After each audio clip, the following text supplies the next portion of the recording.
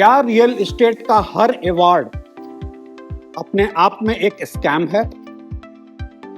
क्या real estate के awards builder और मीडिया के बीच का एक गठजोड़ है? ये अवार्ड किसका पर्पस सर्व कर रहा है? क्या रियल एस्टेट अवार्ड बिल्डर अपने ईगो को सेटिस्फाई करने के लिए ले रहे हैं? क्या रियल एस्टेट अवार्ड देना मीडिया हाउसेस का एक धंधा बन गया है?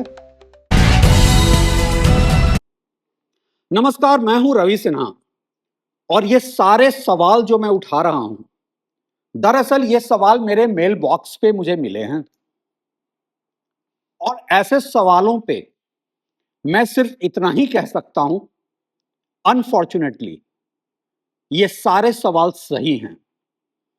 एक पत्रकार के तौर पे शर्मिंदगी भी होती है जब मैं रियल एस्टेट की दुनिया में ऐसे अवार्ड रैकेट को देखता हूं, लेकिन ट्रैक टू रियलिटी ने हमेशा सच के साथ अपना बनाए रखा है और हम हमेशा सच की आवाज उठाते हैं, हम कंज्यूमर की बात उठाते हैं।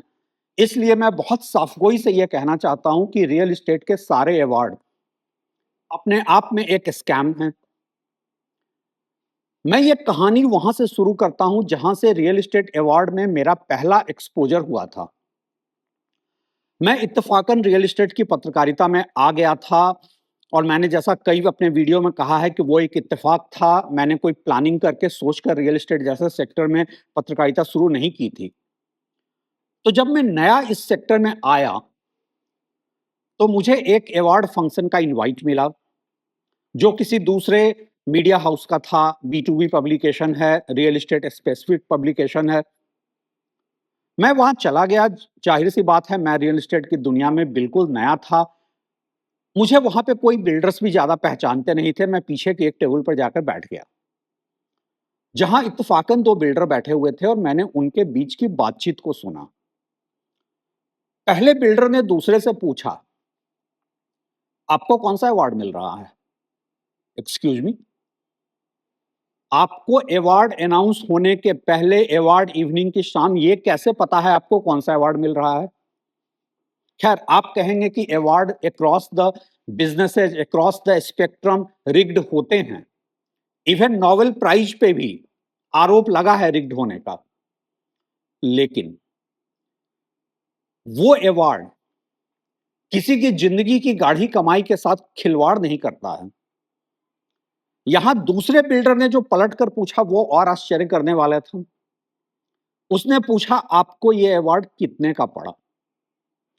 उस दिन मुझे पहली बार पता चला कि रियल एस्टेट अवार्ड की कीमत कोई लाख 1.5 लाख रुपए से ज्यादा की नहीं रह गई है। दरअसल ये सवाल जो मेरे मेल बॉक्स पे है, मैं इस सवाल को इसलिए आज उठा रहा हूं कि बहुत सारे होम बायर्स का यह कहना है कि उन्होंने एक बिल्डर से घर खरीदा क्योंकि उन्होंने देखा था कि उस बिल्डर को बहुत सारे अवार्ड मिले हुए थे और बहुत सारे अवार्ड मिलने का मतलब उन लोगों ने यह समझा कि यह बिल्डर बहुत रेप्यूटेड है। क्या यह रियल एस्टेट अवार्ड पब्लिक के साथ चीटिंग नहीं कर रहे हैं? मैंने बहुत गहराई में जाकर रियल एस्टेट अवार्ड के पूरे खेल को समझने की कोशिश की। छोटा से छोटा बिल्डर जिसका आपने नाम भी नहीं सुना होगा, वो देश के बड़े मीडिया संस्थानों के द्वारा दिए जाने वाले अवार्ड को सोशल मीडिया पे पोस्ट कर रहा है।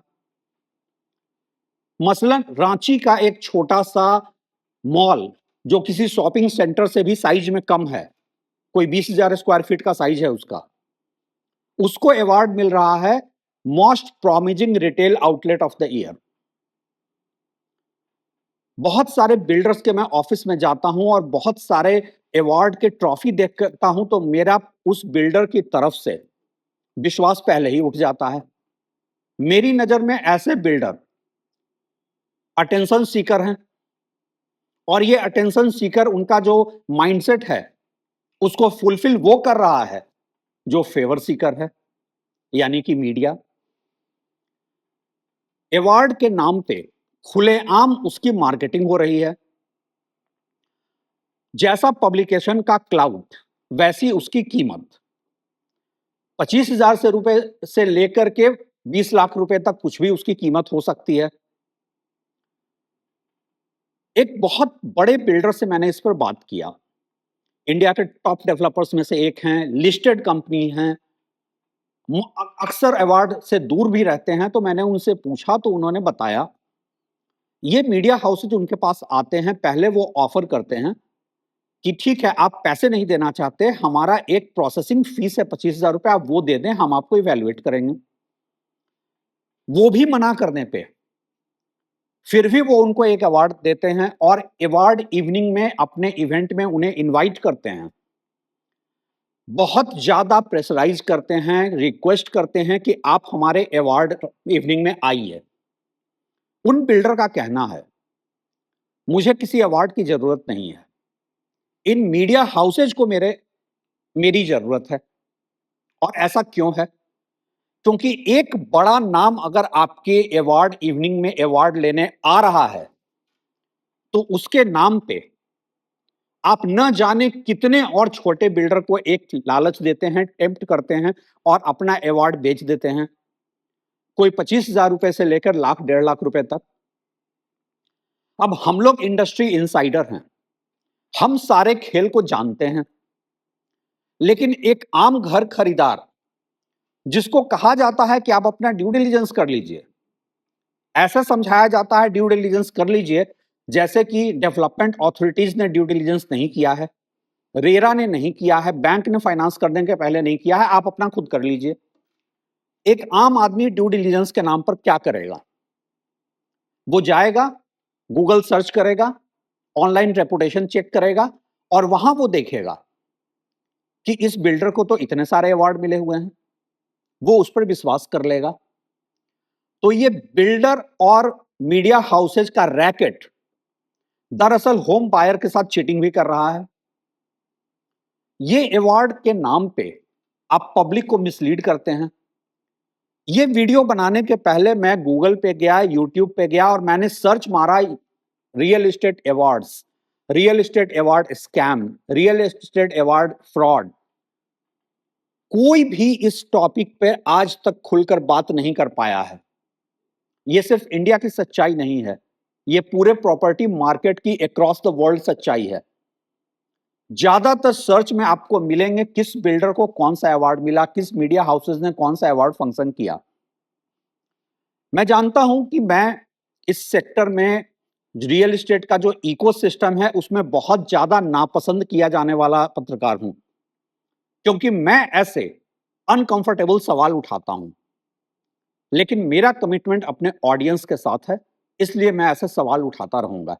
और आपसे एक ही बात कहूंगा, जो बिल्डर ये कहता है उसको ये अवार्ड मिला है, वो अवार्ड मिला है, आप मान लीजिए वो एक इमैच्योर बिल्डर है, अटेंशन सीकर बिल्डर है, पब्लिसिटी सीकर बिल्डर है, और वो बिल्डर और कुछ हो ना हो ट्रस्ट करने के लायक तो नहीं है। Thanks for watching.